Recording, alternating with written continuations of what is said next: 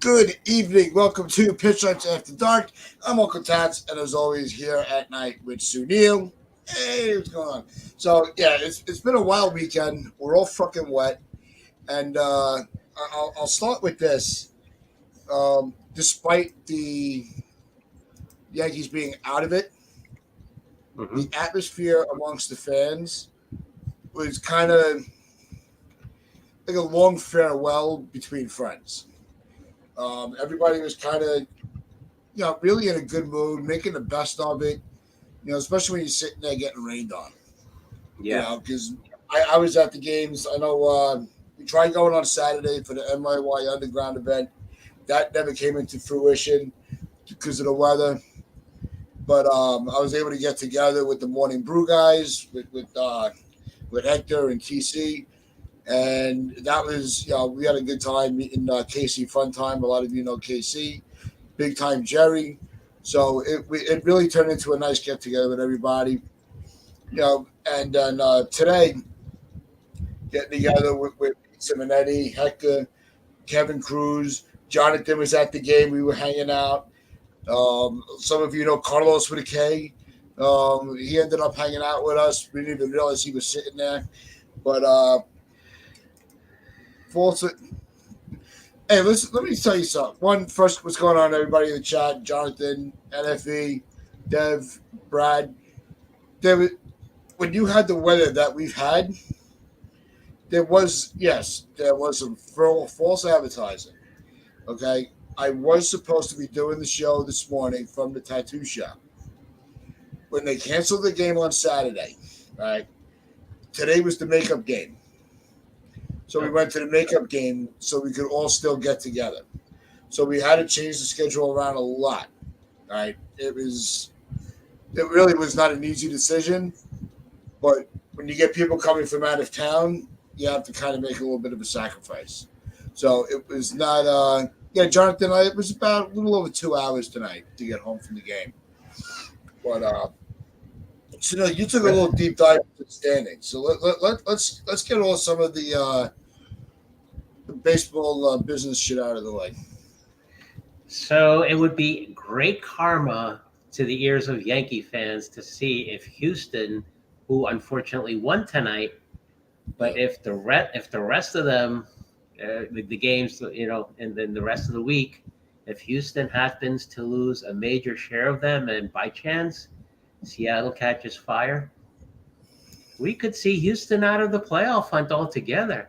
And that's when we get to do our glorious Stephen A. Smith, glorious, non-cessant laughs in their faces. No, it's what I was hoping to have a little more of a competitive series um, against Arizona this weekend because we could have really put them behind the eight ball for their playoff chase. I want to spoil it for somebody. And even the Diamondbacks really haven't done anything wrong. Like Mhm. it's not like they're a bad organization. They have some great players, but let's not forget 2001. So we still have our gripe with Arizona. Yep. We would, it would have been nice to do it against the Blue Jays, but that's not going to happen. No, Jonathan, it will be. That's what I said. I want to be the spoiler for a change. I'm tired of the bullshit. Yep. Everybody's always coming in and crushing our dreams. Let's crush somebody else's. There's nothing wrong with that. All's fair in love and war, especially when it comes to sports. But one of one of the other things when you have to do all this shuffling around with the schedule because of the rain, Right. right? One, obviously it doesn't always affect both teams, but that's got to be really difficult on some of the players with their preparation. How does that affect? How does that affect the teams when they have to just do all the shuffling around with the schedule? Do you think it's as big of a deal as sometimes people make it out to be, or is it just one of those? These are professionals; they have to figure it out. Well, yeah, you would definitely tend to think that they are professionals that have to figure it out. but there's sometimes they're creatures of element too. Like if you put uh, Garrett Cole, who's a creature of habit, he likes to take the ball every fifth day or whatever, and he likes to get on the mound in time whenever possible, unless let's say it's an act of God when it rains down and whatnot. So circumstances are what they are, but they have to learn to roll with the punches. We had to play through 2 straight days of wind and rain, and on day one of those two, we basically got our slim hopes cut back on Sunday. Yeah, Donald was, he did the show this morning. I was on my way to the stadium. Rob got called into work, and he held it down solo. But the sentiment, we all saw this coming, and it's like one of those, the end. Any game now is going to be all right. We're out. Mm-hmm. That doesn't make it any easier. It's like that breakup. In high school, it's coming. It's gonna. But it just does not make it easy. No, Donald was awesome, man. He knows. He's probably the most professional of any of us. NFE, I got a question. I am not professional at all. I got a question for NFE. How many times did he use his fancy SAT words like malfeasance?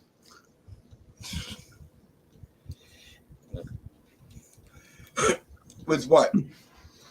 I mean, basically, whenever he has anything negative to say about the Yankees, he's always using the SAT type of vocabulary words like they have committed active. I know I'm not criticizing it that way. I'm not ranting. I'm just making fun of his use of that. It's mind-boggling. It's we all have those words that we use all the time. Mm-hmm. So it is what it is. What's going on, LA? But I didn't hear any. I don't think it went over your head, NFE. It's you have to really listen for it. But when Donald really starts breaking things down, and he gets into more of an articulate, explanation, that's where you can actually hear the intelligence in him. And so great, yeah. We love Donald. This isn't an attack.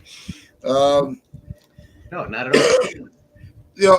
See, LI's bringing this up, right? Just whatever you guys want to, if you guys want us to bring something up, just throw it up in the chat. Just kind of like a free for all tonight, but just to have a little bit of a good time after a long wet weekend. But I would agree the young kids came up in September, so last month wasn't a nightmare. It was not a nightmare. It was actually really good to see. We saw a lot from Austin Wells. So, I was happy to see he's really on that. If there was still another month left in the season, we would see, Austin Wells just go on his head. And he's got the defense, wrapped up. Right? He's solid. The bat, you've been starting to see over the last week, he's starting to get back into those at-bats that we were seeing in the minor leagues that had to scream and get him called up. So he's being more patient at the plate. He's trying to be a little more select. He's trying to work on recognizing the off-speed because he's got a lot of swing and miss on the off-speed pitches, especially if they go down and in. Jonathan and Hector and I were talking about that at the game today. That 1 week and he's gone. That was a bummer. Yeah, I knew right there and then that this was going to go the wrong direction once he was gone, because we just couldn't catch a break no matter what we did this year. You timed it perfectly the other day. But not even just Wells. You're starting to see. Peraza's looking good at the plate. It sucks that we lost Dominguez as quick as we did. but at the same time, it's going to be one of those. Um, the best is yet to come. I think is the best way to put it. All right. So we know that the Bengals is coming back, but the thing is, what do you do in the meantime? It's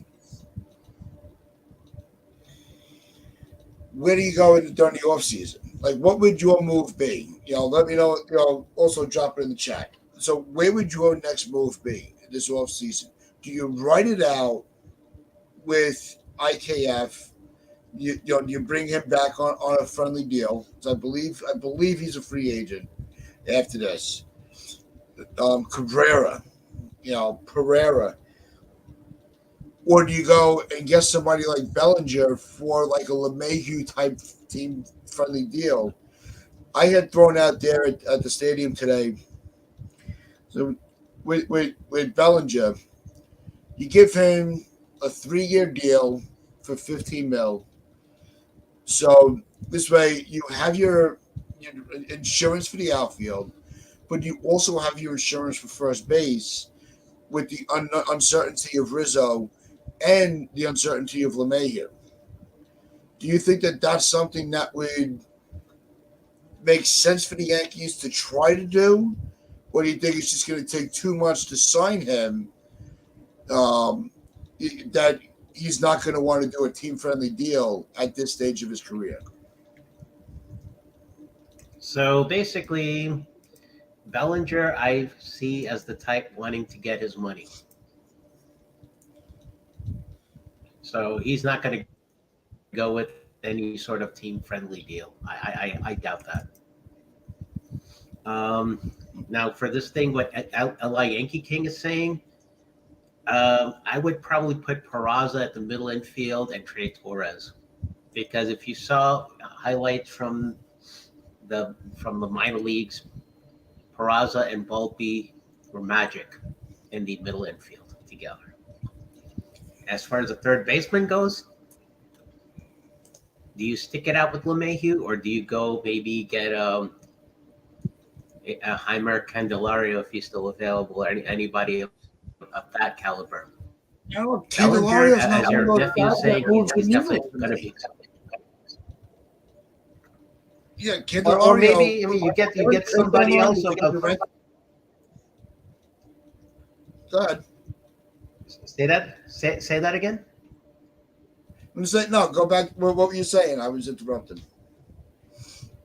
Yeah, so basically at first I was saying about LA Yankee King's take on Peraza. Peraza might be a third baseman, but he's also a middle infield. He's played middle infielder at AAA. So why would I disrespect? It's not disrespect. Go watch the videos, LI. There's some great video magic out there showing Volpe and Peraza up the middle. I do not want Torres on the infield. If you make Torres a full-time DH and somehow trade Stanton, that would be a great move to make somehow. It's going to cost a lot, I agree, because we're going to be on the hook for some of the money that was part of that deal that we got in the 2017-2018 offseason. We were going to be on the hook for some money if I think it's an additional 10 million or something like that. But regardless, I mean, Stanton is he somebody else has got to fix him. The thing is, there's no way nobody's gonna want Stanton. You'd have a better chance of maybe moving LeMahieu, which is before the season started would have been blasphemy to say, but let's just call it what it is. LeMahieu got old quick. He had some glimpses where we thought, all right, he's starting to snap out of it a little bit, but LeMahieu is what he's. I think this is what we're going to see from him. And it sucks. It really fucking sucks because there was so much hope going into the season. I mean, we saw the start from Rizzo. When Rizzo's mind is right, when his head is right, There's nobody. He's untouchable, right? But with these kids, that's where you're starting to see a lot of people wanting to move away from a LeMahieu, Rizzo. Even Torres gets thrown into the conversation, right? So, no, Jonathan. It's a very team friendly deal. There's going to be a team that would jump on LeMahieu. There's something that says somebody will take a flyer on him because it's a very, very team friendly contract. He's not making big money, so you can move him. And he's just not really. Yeah, well, he's 35. He's going to be a rental piece at some point, Yeah. but let him be somebody else's rental. And look, it's not a disrespect to LeMay. He was a let me phenomenal Yank. let me bring up one thing that we all saw as Yankee fans throughout 2023. We had not one, not two, but three awful money hogs on this payroll for the Yankee team throughout the year. Hicks, 10 million. He was the latest. We had Donaldson, 25 million. And we had Donaldson and we had Hicks, and then we also got rid of there was a third one too. Name's not coming back to me. But point is, basically, we had these three pieces that basically we had to either DFA or just release altogether because Bader was basically on. Well, yeah, but he was basically a post trade deadline, placed on waivers and whatnot. And he wound up going to Cincinnati, and unfortunately, it doesn't seem Cincinnati will be in the playoff picture. That's unfortunate. But we had three players basically who were hogging up vital spots on this roster, and it amounted to nothing. We can't be doing stuff like that. No, it's the veterans are the veterans are supposed to be on the roster to help the younger kids adjust to the major leagues. That's why the dynasty years, and I've said this before, I'm going to keep fucking saying it. That's why the dynasty years worked so well. You had that blend. You didn't have the youth dominating the veterans or the veterans dominating, the youth. It was a blend, and it worked.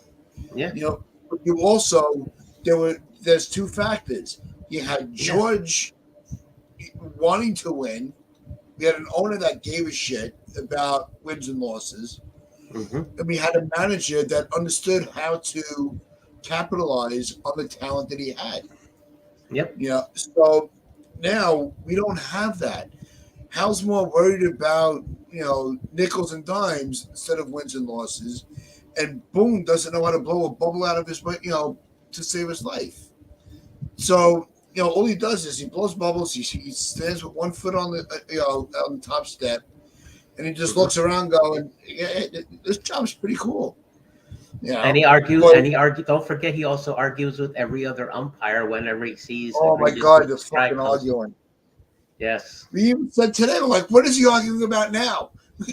You know what I mean? You're out of the fucking playoffs, dude. Stop.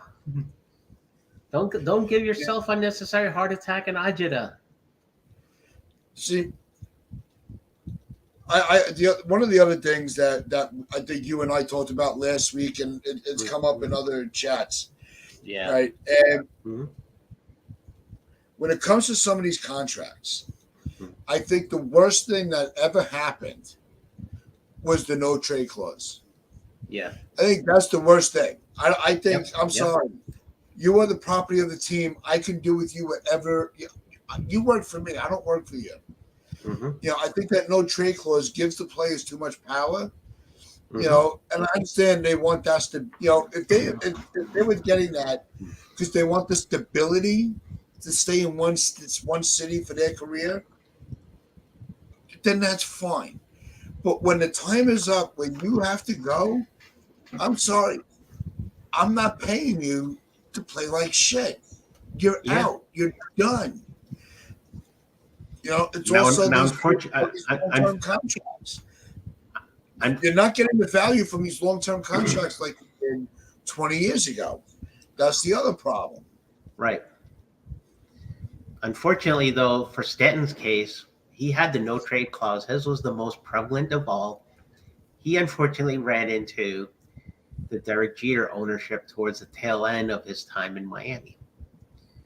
Take that into consideration with the fact that him and the late Jose Fernandez, the pitcher who died for the Marlins, these two had dreams, and they were all once talking about being Yankees together. Yeah. Now, unfortunately, Jose Fernandez passed away in that boating accident, so Stanton was left to, single-handedly fulfill that dream. Now, he did have a couple of good spots in the playoffs, but again, there's the catch-22. Who do you really blame? Is it really Boone's mismanagement and lack of use of Stanton in the playoffs properly?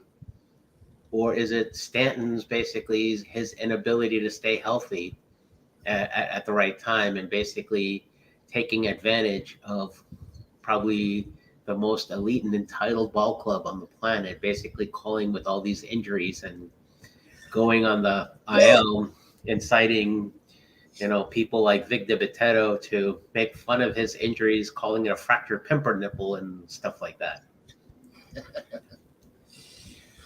Yeah, it's just a waste of money. It really is. It is.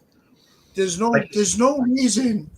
There's no reason why these play, and it's not even just baseball. It goes across sports, and I think it's the most toxic in basketball. Right? These players. Kyrie Irving, three years, 42 a year. Kyrie Irving, 3 years, 42 a year here in Dallas after the last offseason when he was acquired by the Mavericks from Brooklyn.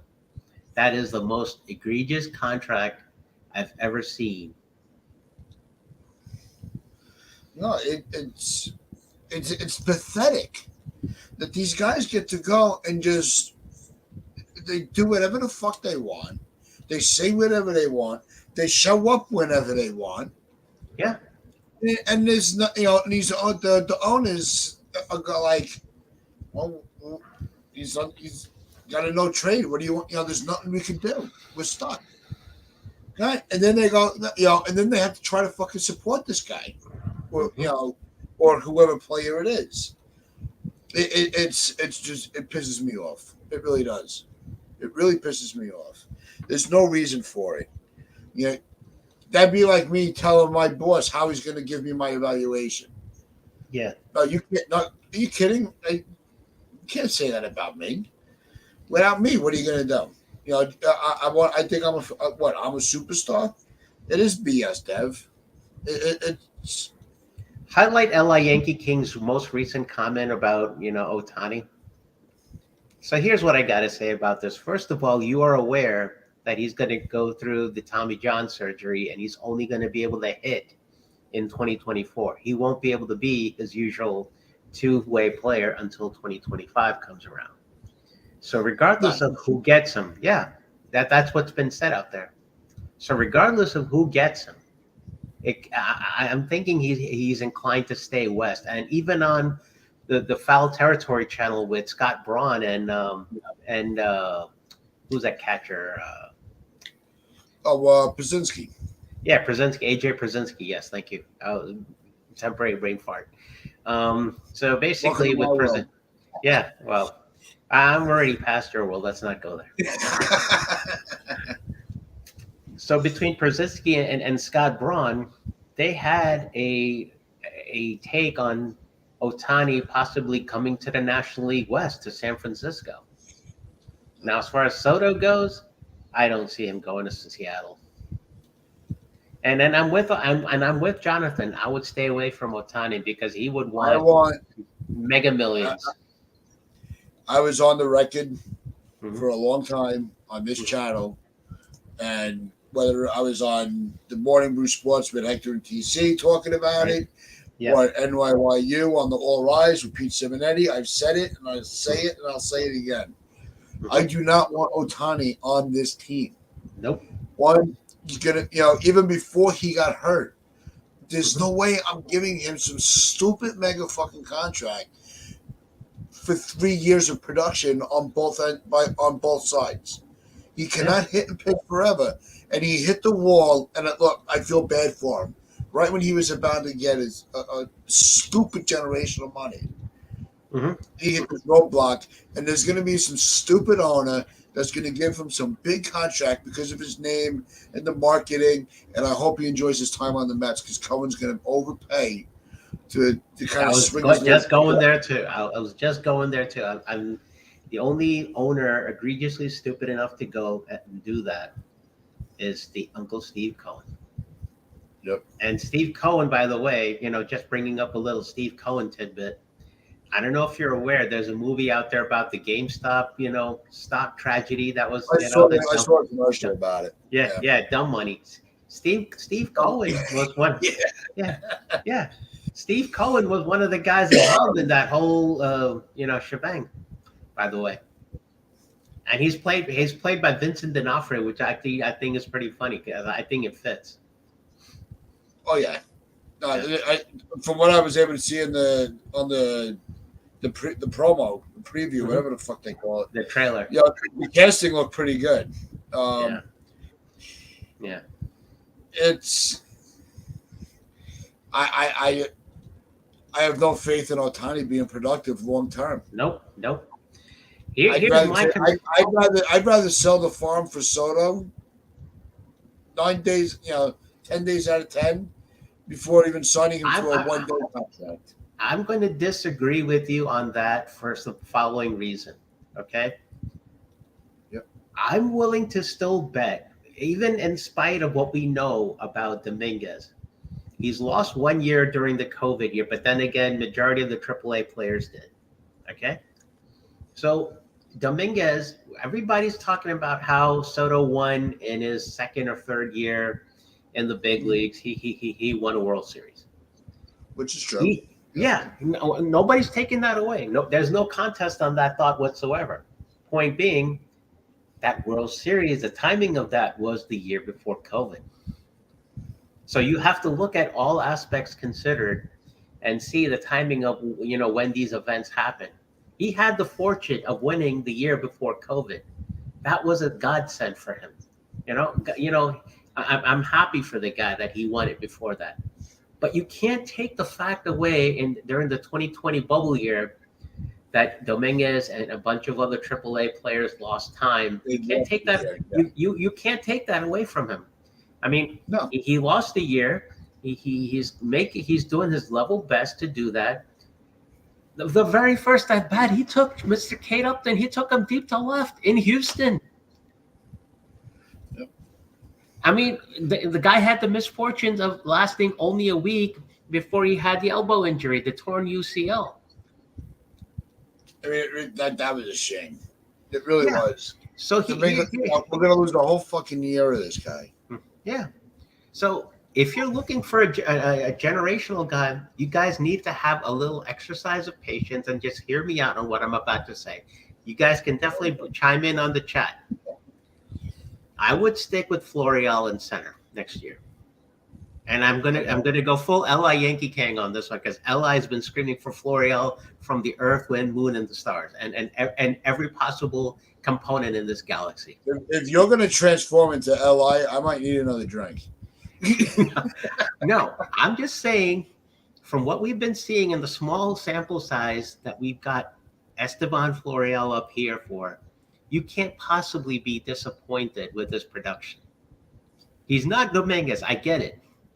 But he's also, I mean, there's a certain group of Yankee fans are sitting right now that they would probably have him as the temporary stopgap now that Bader's gone and Bader's out of the question for even possibly re-signing with us in the offseason.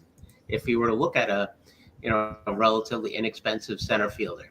So you stick Florial in center. Pereira, you have to give him, playing time in the AFL, Arizona Fall League. You got to get work with him in the offseason. Peraza, Arizona, they're the grapefruit. Well, I'm talking the offseason. No. I got what you're saying. from October until spring training when you have the No, Arizona no, Fall. yeah, yeah. See, Li LA, li I never disagreed with you on Florial. Okay, let's cut the bullshit out right here.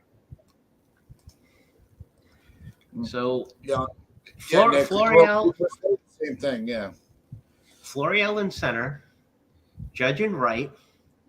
Left field, there's still a mystery, unless you want to basically stay with the whole utility IKF method, which, God forbid, if Cashman does that again. God fucking forbid. I mean, you broke me if I have to talk about Cashman that way and IKF in the same sentence and use F bombs. I I mean, mean, you seriously need a left fielder now. If you're going to work with Pereira, great. You kind of got to take the same approach like we all saw with Severino in the offseason after 16. He worked with Pedro and he at least came around.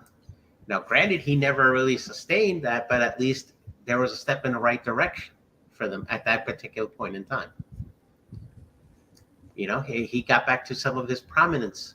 17 was a decent year for him. 18 was also an okay, solid year. He did well in the wild card playing game. Not so great in the game 3 of the Red Sox series, though. But we all know what happened there. And then 19, of course, was a lost year. 19 and 20 were lost due to injury. 21, so.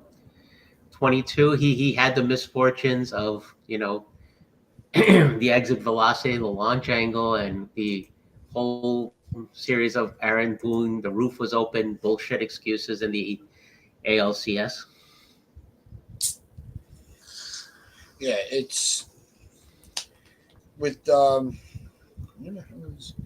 And let me just conclude here. Yeah, Basically, I wanted to read this comment from Nick real quick. Yeah. So how did Yeah, the Braves yeah. manage So to what? lock up all those stud players? No, They did I it at think the we right time. started to see They that did it at the blueprint. right time. That's a simple answer.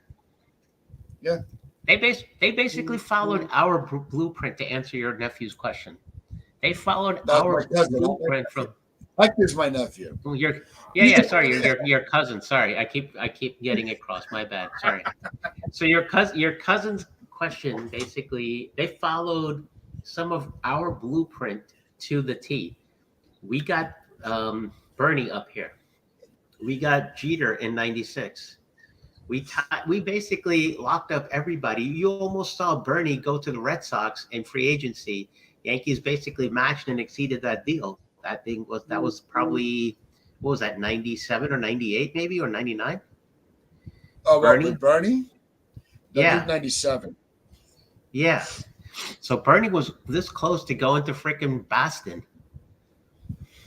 Oh my God, that'd be Yeah. throw up. Jonathan says 98. I believe Jonathan. Yeah. That was 98. I was very sure it was during the 98, the 90 Oh, you know what I'm thinking? Because dynasty it was years. after the 97 season. Yeah. You know, it was that off Yeah. season. So Now think about it. Without Bernie, do we win 114 regular season games? no, we don't. No. Exactly. So the simple answer to your cousin's question is the Braves basically did, and somebody else brought up, Li brought up that the Indians invited that blueprint in the 90s. So the Indians and the Yankees were firm users of that particular blueprint, and all the Braves really did is hop on board. Yeah, I agree. And if Bernie in a Boston uniform, it is definitely vomit. No question about it. Yeah, it's not. I don't want to think about it. Mm-hmm. But NFE also asks. He goes, "Do you think all the Yankees continue calling up more players from the minor leagues and continue the youth movement?" I do. I think we're going to see a lot. I think we're going to see. You go first, but I want to add something to this too. You go first. All right. No, I think we're going to see a lot more of the youth. Yes. Than we've seen in recent years. Yes. It's not going to be about getting the veterans ready. It's going to be giving the veterans that little bit of time that they don't have to do anything.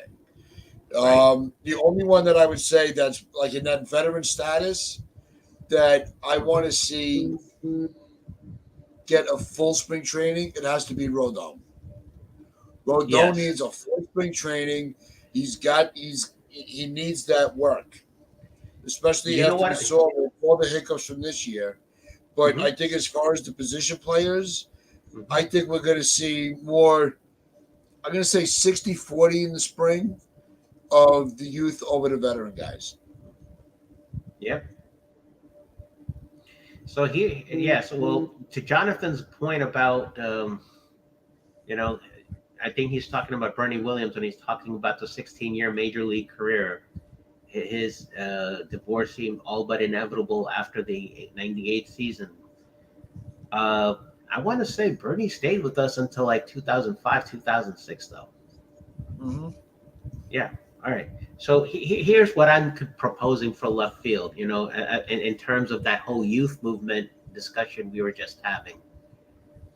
If Pereira is not your guy for left field, I'm willing to take the same risk we did with Volpe in 23, having him develop at the major league level.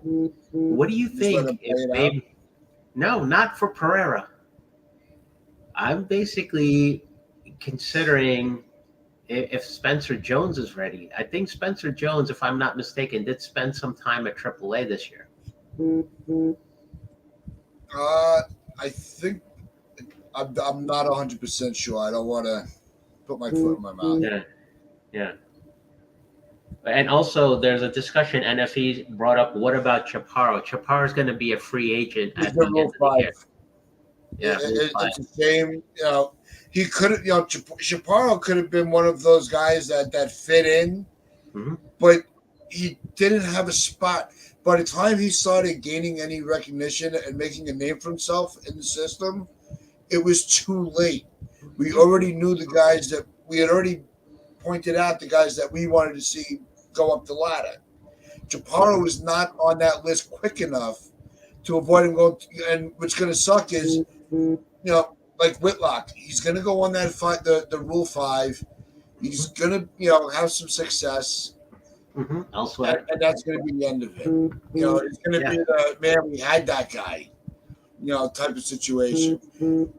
But if these kids are able to carry the torch and bring us to Yeah. success again, Yeah. Chaparro who?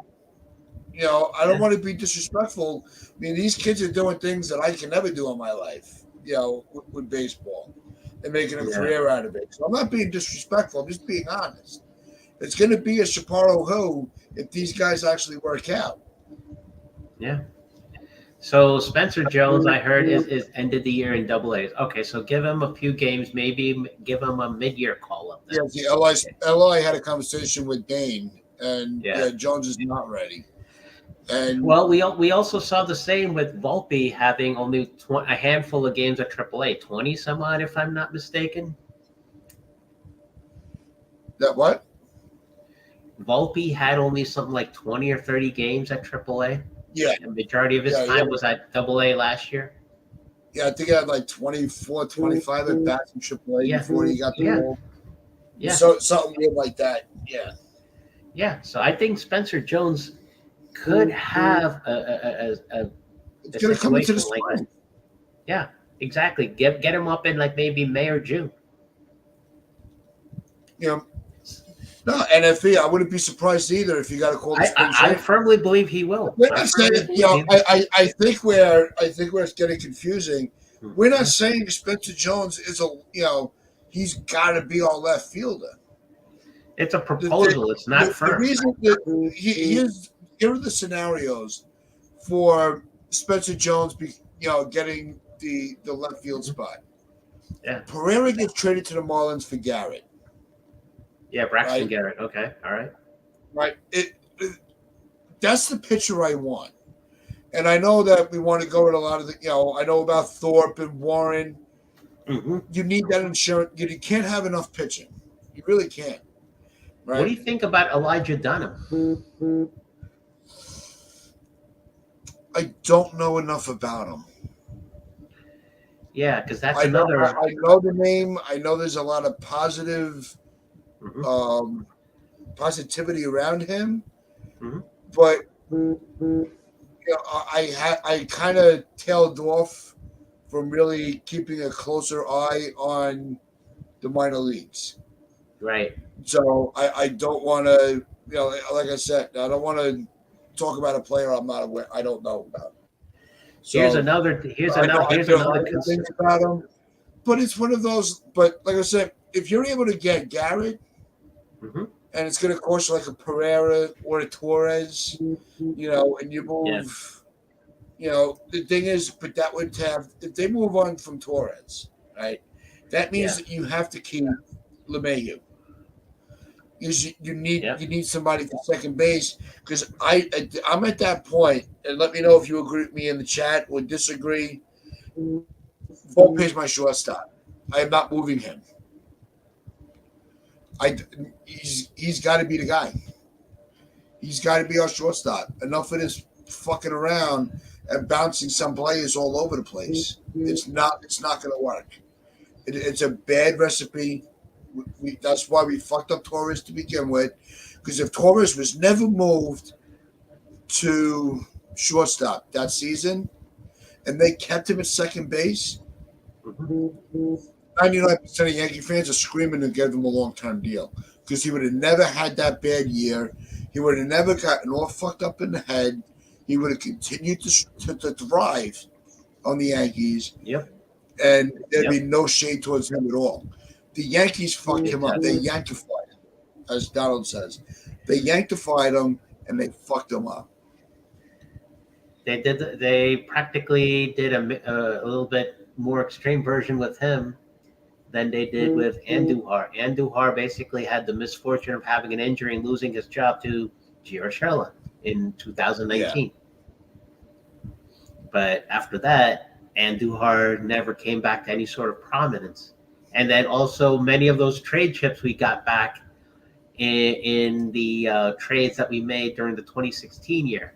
Clint Frazier. The media basically trolled him to no end, calling him shit like Goldilocks and Cinderella and whatever. And then, of course, he had those Yep. concussions. Yep. So Yeah, let's close this out with a little bit of fun. And I got a yeah. question for you. We talked a little bit about this at the game. Hmm. If you had if you were at the coming up to the plate, right, and I want to hear everybody in the chat throw yours down as well. What would your walk up song be? Let's have a little fun with the walk up songs. Hector, my nephew's in the building. Let's all What's shout up? out to the chat. Now, you are never late. You never have to apologize. But Hector, by what the would your walk way, up song be? See, Hector, that's why Hector knew I was going to wait until the end to bring this up. yeah. But I want to know what would everybody's walk up song be for your one at Well, bat? for me, if I'm talking about the entire Astros team, no matter who's coming to the plate, I would give them all the same walk up song. T Rex, get it on, bang a gong. The entire team. For that whole banging trash can things, it can't die. That thing's gonna be, that they had the help of Oscar the Get it done. Grouch. Yeah, they had the help of Oscar the Grouch in 2017. All right, let's make that a known truth. Oscar Yeah. the Grouch got a ring in 2017 for being the trash can, ever so loudly being banged. And for for It, call out for call out, Mike Fires deserves a ring for that one too, for the call out. I know he was on that roster. yeah, I know one of my walk up songs. If the one I always said I one, it just there's no lyrics to it. The music alone gets me hyped up. It's Hmm. Redneck Stomp from Obituary, and it's just the energy to it. It's just it's fun. when I used to go to the gym a lot, that would always be my first song I listened to it because it just get me all fucking hyped up. Yeah. But yeah, I knew the actor was going to bring up the Power Rangers. I knew that. Um, yeah, Yeah. LI went with went the metal route as well. With Kill Switch Engage. But I think the walk up songs are really interesting. I think Volpe needs a new one. Volpe's is kind of boring. Do we have a chicken parm walk up song? We got to make one. Exactly. There you go. That's it. Yeah. But we didn't lose because they banged trash cans. We lost because we didn't. Well, Well, that would be valid okay. if Boone were the manager. Right now, Girardi was the manager. He didn't have the Looney Tunes to basically go making shit up about the roof being open and whatever. No, it's Yeah. Yeah. look.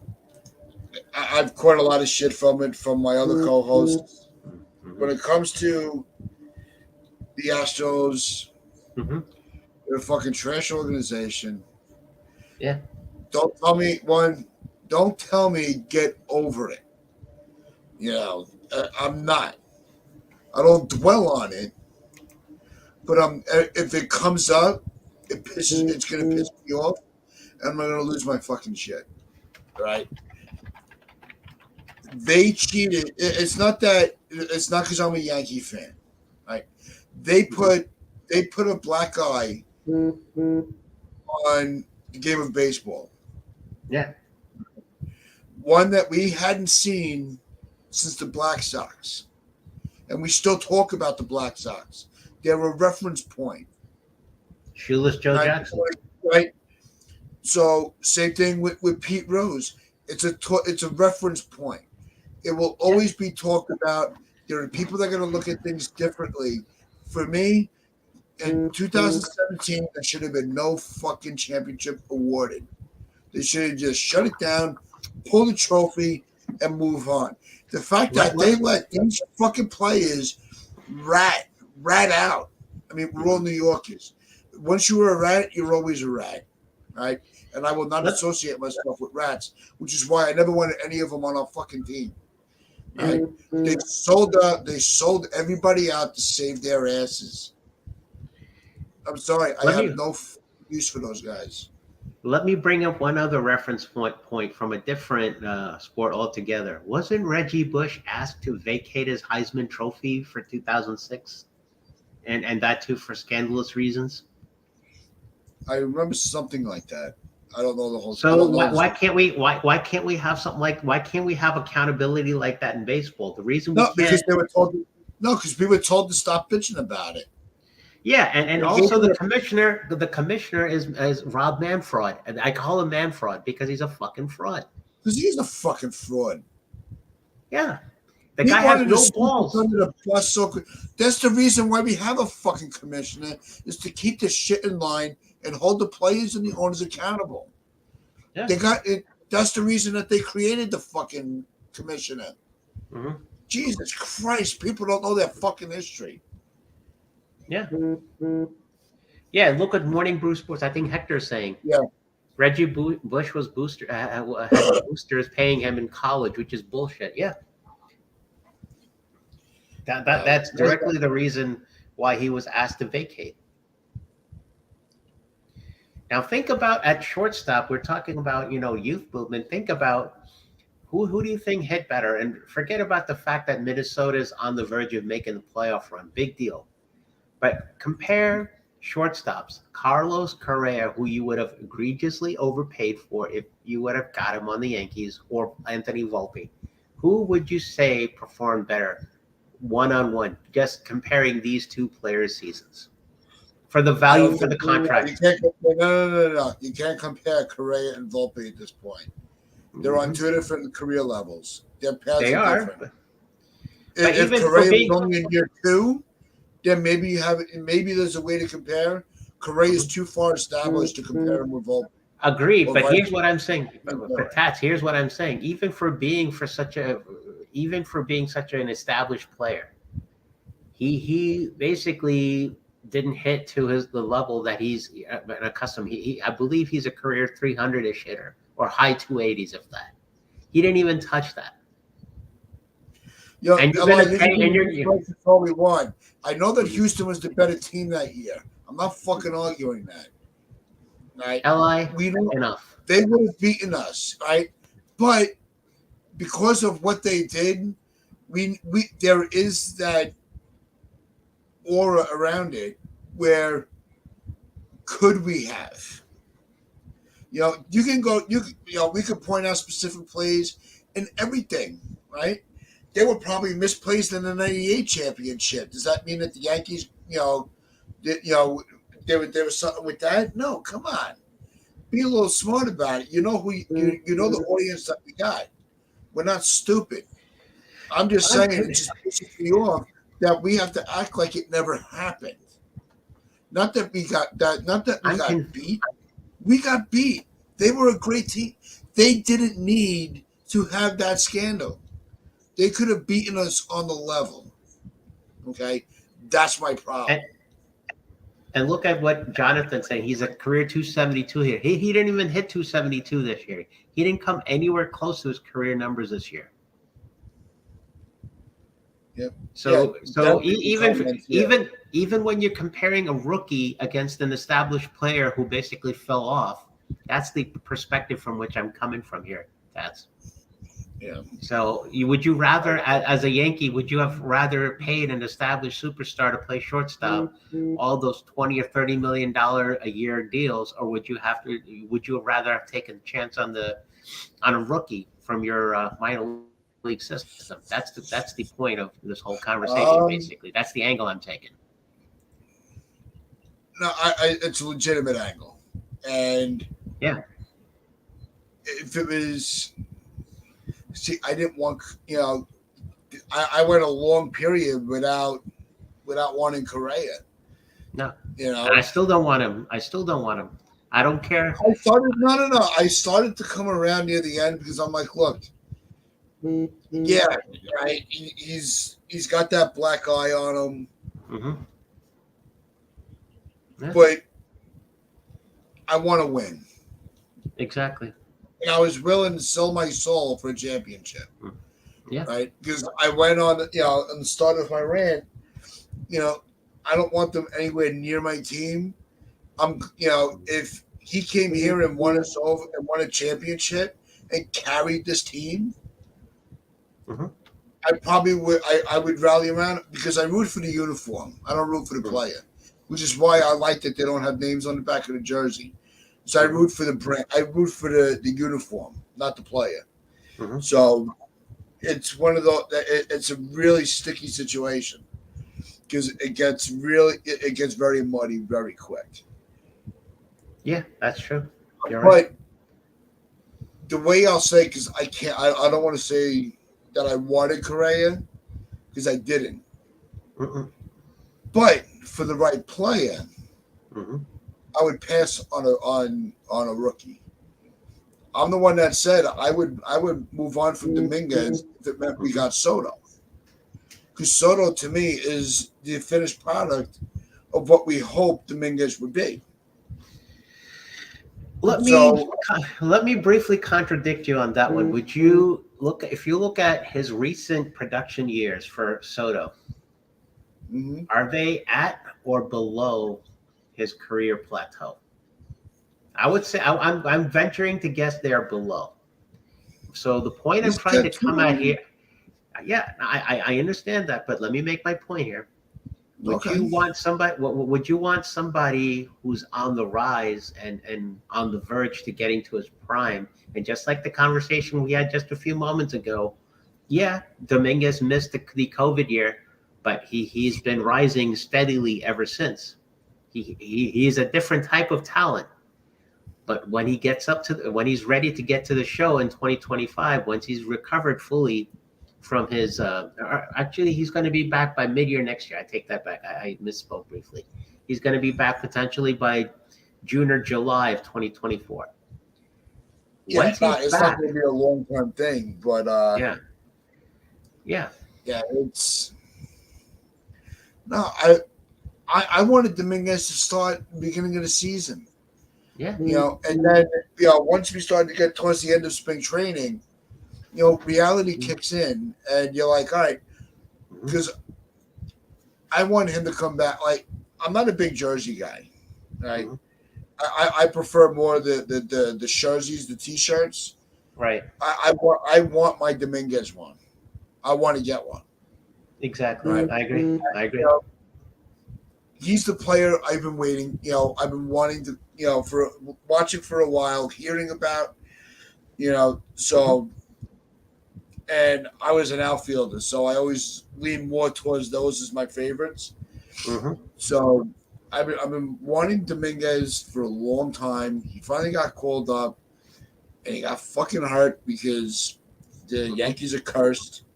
There's Yeah. something buried in that stadium somewhere. Hmm. Yeah, that's really just putting the fucking voodoo on it. Yeah.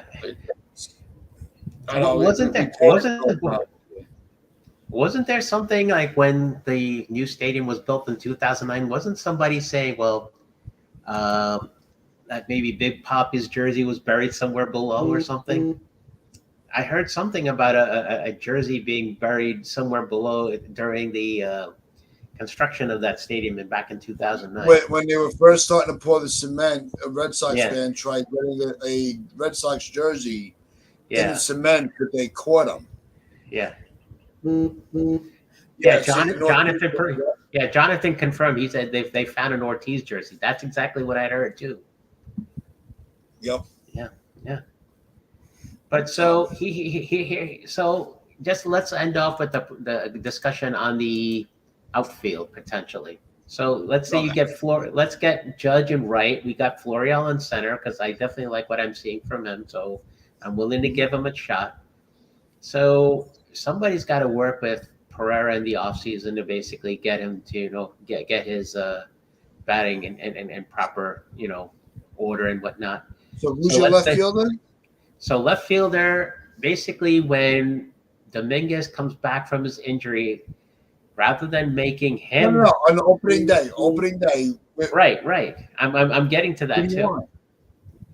Opening Okay. day, I'm opening day. If you basically somehow work with Pereira in the offseason and you get him right, I have a good feeling he could serve as one of the temporary stopgaps.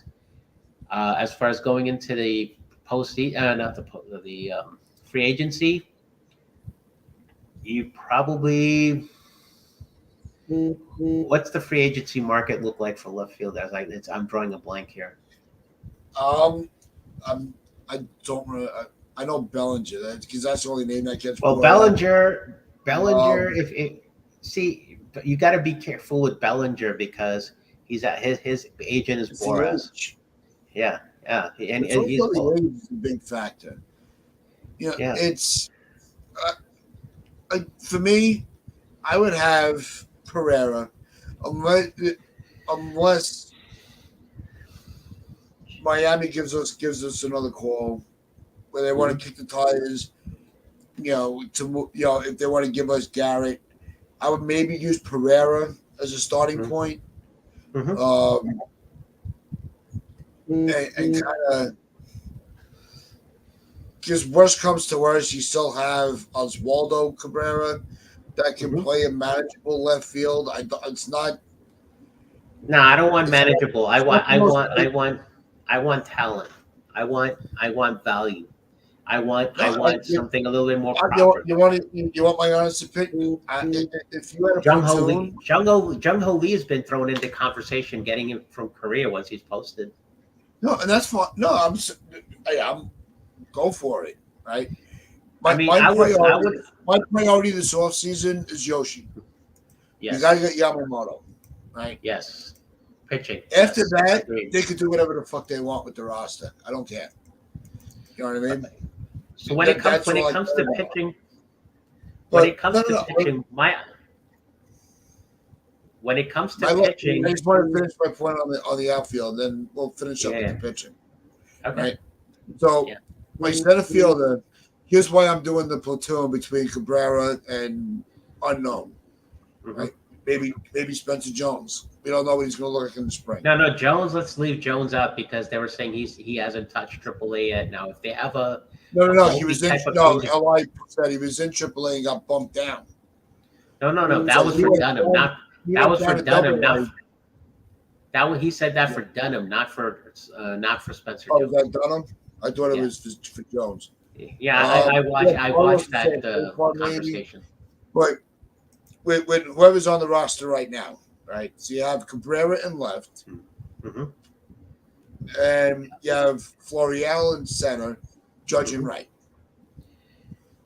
Yeah. When So Dominguez Carlos comes was back, you send Florial to left field. So then you end up with Florial, Dominguez, Judge. And I just leave it alone. Yeah, and Carlos brought up either Bellinger or Soto. Is Soto a free agent this year, or is he still got No, one but more they're year? going to move him. They have to move Soto because they can't afford him. Right. So I don't think Well, Padres. Yeah, he just did a numbers crunch. Yeah, I don't think Padres would want an injured Dominguez in return as one of the pieces in a Soto. No, I know. Dominguez is off the table now for a trade. Yeah. If they want Pereira, they can have him. But here's where I'm going with If they that want with the Jones Padres too, they angle. can have him. Here's where I'm going with that, though. I mean, Soto and Dominguez are almost the same type of player, very close to one another. Difference in age, of course. So do you really want that redundancy on this roster? That's my first question. And then, Soto's going to cost you a hell of a lot more money, which you can use elsewhere. And I'm not saying go cheap. I'm not insinuating that at all. I'm just saying, everybody's been talking about Jung Ho Lee as a very prominent outfielder from the Korean leagues and all that, and he's going to be posted. Perhaps you go in that direction. And then you hope for some Matsui type of production out of him or something close to that, if not. Because Matsui, when he first came here in 2003, was a beast. You can't disagree with that. No, who could disagree? Who's going to disagree with that? And then coming to the pitching, like I was getting to earlier, you have to have a balance of righties and lefties. Look at every year when we won those 5 rings between the Torrey and Girardi days. 96, we had Pettit, Rogers, and Key. 3 lefties, 2 righties. All right? So there's your balance there. 98, you had Wells and Pettit as your 2 lefties. So there's again that balance. 99 was probably the aberration because you traded after the 98 season, in the offseason, you traded Wells back to Toronto and got Clemens. So that one you had, I think, Pettit was your sole lefty in that one. 2000, you had Pettit and Nagel. 2001, you had Pettit, and I'm drawing a blank if there was anybody else. 2001? Yeah, when we went and lost to Arizona. Yeah, I know Pettit was there because he got rocked, in Game 6. And then if we fast forward the clock back to 2009, we had CeCe and Pettit as our 2 lefties. We had CeCe, Pettit, and who was the righty in there? Burnett. Yeah, there you go. So you see my point of having a balance in righties and lefties. Right now, you have one guy who you can't really rely on wholeheartedly, even though you gave him 6 for $162 million. All right, you gave him 6 years, but he's an injury history waiting to happen. Basically, you can only hope, and this goes back to a point I wanted to make. Yeah, this is a point I wanted to make earlier. You have to get him some sporadic chiropractic treatment in the offseason and keep his back healthy. If you're the Yankee medical staff and front office, you have to preserve his back in the offseason. You have to kind of take a little micromanaging approach to that, as petty as it sounds.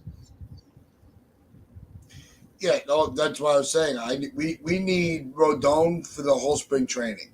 We need to see. We need a good look at this guy before the season starts. That's the direction I'm pointing towards. Basically, you have to take some measure to get this guy healthy enough for spring We training. didn't, after we got that big contract, we didn't get a chance to see where our money was. Mhm. We need to see our, all right, what's the value on our investment before we go full bore into the season? Because we might need to pivot and get somebody to pick up that workload. Yeah. Because I have to be honest, until I see it, Yeah. until we get to opening day, I need to see that Rodon can stay healthy.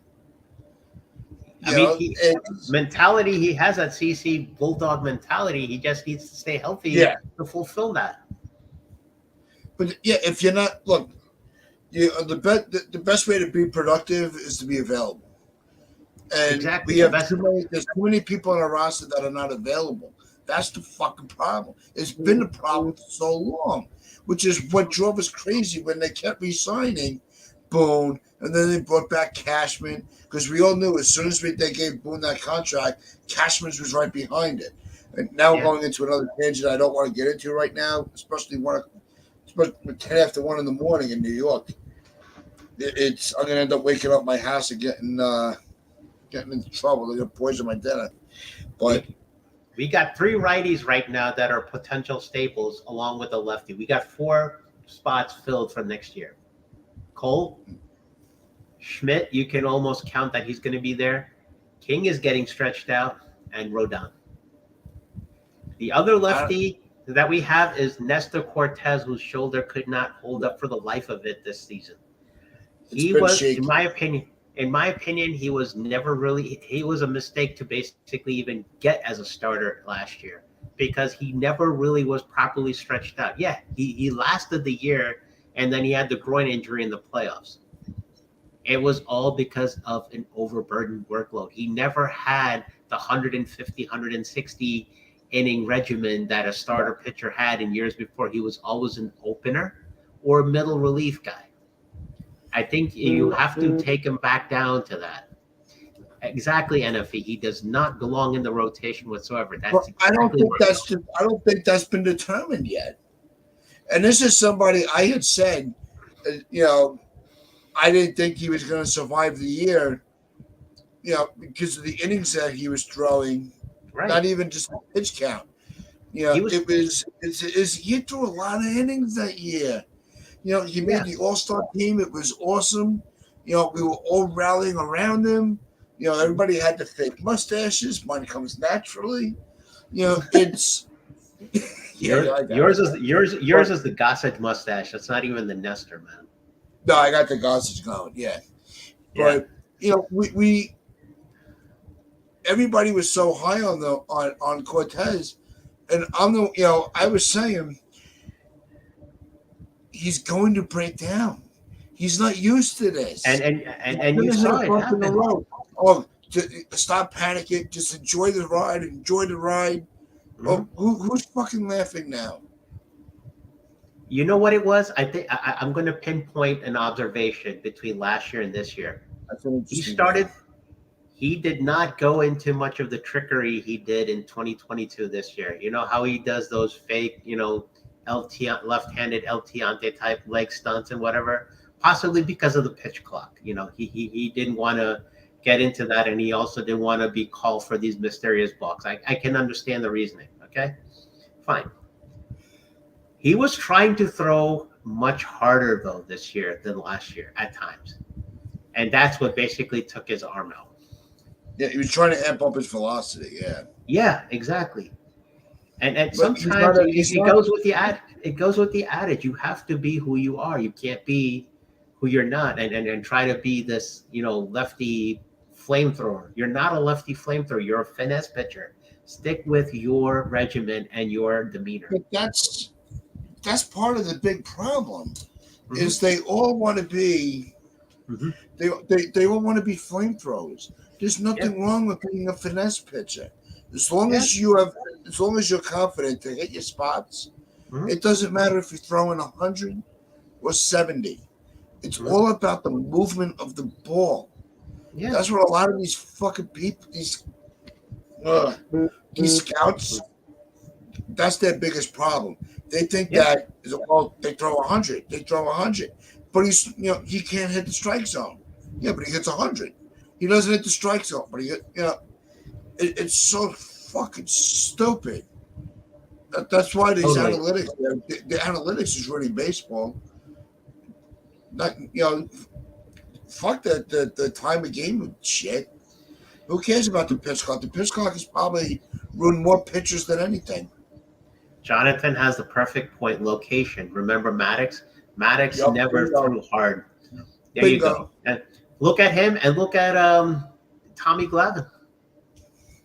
Look at Bartolo Colon if you want to get even more recent.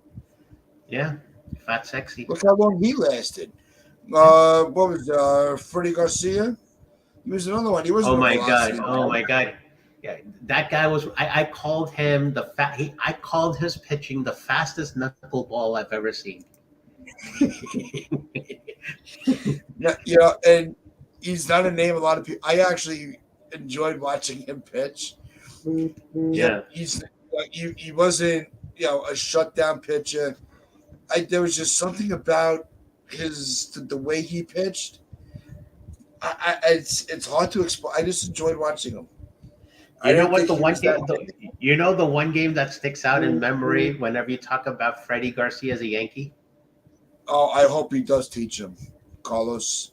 Yeah, I'm with you there. Pettit needs to. You know what? I would make. I think I'm going to save that for another show. But Freddie Garcia was well known for that 14-9 Red Sox game in Fenway when we fell behind 9-0 in like the first inning or two, and then we had the glorious comeback where Swisher, had that double at the end of that rally. Yeah. Teixeira hit bombs to left, and God knows what. I think we talked about this. That was one of those. I was going to a family party, right? Yeah. And here, as we always close it out with Tats talk. Yeah. But and my stories that everybody loves so much. But we were on our way to a party, family party for my cousin, right? And we're listening to the score, and I'm like, turn the fucking radio off. Yeah. My wife was gracious enough to put the radio on, and I'm like, NFC, that was 2010. Was it 20? I don't remember the year. I do remember the game, and I'm like, I've seen that video numerous times on YouTube, and it's date marked as 2010. But I can't listen anymore. I'm getting all pissed off. I don't want to be cranky when I can see the family, and we turn the game off. No problem. Yeah. Now I'm at the party and I'm doing one of these. I'm trying to. All right, hey, all right, got another run back. Yeah, and next thing you know, turn that fucking game back on. Yeah. You know what I mean? But I do remember that game, and she's like, that's why I never turn the game off before it's over, and I never leave before the last out, because you never know. This is baseball. This is why it's not designed baseball, to have a Susan. clock. It's baseball, Susan. That's it. Yeah, that's what John Sterling always says. Well, that's baseball for you, Susan. Yeah. Yeah. It's not going to bother me at all, Tony. Not one bit. I really don't care. I'm just, you know what? I'll be honest with you. I'm happy the Orioles are still in it. I have no ill towards the Orioles. You know that, Tony. We've talked about that. I'm the one that said 3 years ago you guys were on the rise. If it was up to me to make a prediction for the World Series right now, I'm leaning Atlanta from the National League, and if Seattle can somehow find their juju and get back into it, that would be a feel-good story. If not, anybody but Vladdy, basically. And even if it does include the Baltimore Orioles. No, we're going to wrap it up in a second, NF. Yeah. I'm gonna. Here's gonna be my last statement. All right. Yeah. As long as it's not the Blue Jays, Yeah. right? Yeah. And as long as the Orioles, because sometimes you need your little brother to help you out a little bit. hmm So if our little brother can beat the shit out of the Orioles, hmm let them have it all. hmm Let them have it. And don't forget where the Yankees originally hailed from, all the way back in 1901. We were a Baltimore originated team. That's where the baby was born too. So that's why Yeah. there's no ill towards Baltimore at all. Mm-hmm. But that is going to wrap things up. Yeah, it's no, as long as it's not Philly. No, it'll be Atlanta. I can't see anybody in the NL taking over Atlanta. They're dead, Yeah, dead, dead. we're not going to have a third place Phillies doing their shit again like they did last year. No, I I don't do. think. Mhm. No. Yeah, no, I'm with Jonathan. I think it's gonna be Orioles Atlanta. I can see it. I really can. I'll just end it off with this thought, about the Phillies sports team. As far as the Phillies sports scene altogether, Rocky Balboa has more championships than all the professional teams put together. And that's the mic drop. It's after dark. I'm Uncle Cass. I'm in here with Sunil. Everybody in the chat, go get some sleep. Don't miss Yeah, it. exactly. 11 Yeah. o'clock. Morning Bruce Sports with Hector and TC. I'll see you guys in the chat as always. Love you all. Make sure you just hit that subscribe button, share this out, hit that like button, and as I always say, And we go don't play some subscribe pickleball. and play hard and play pickleball.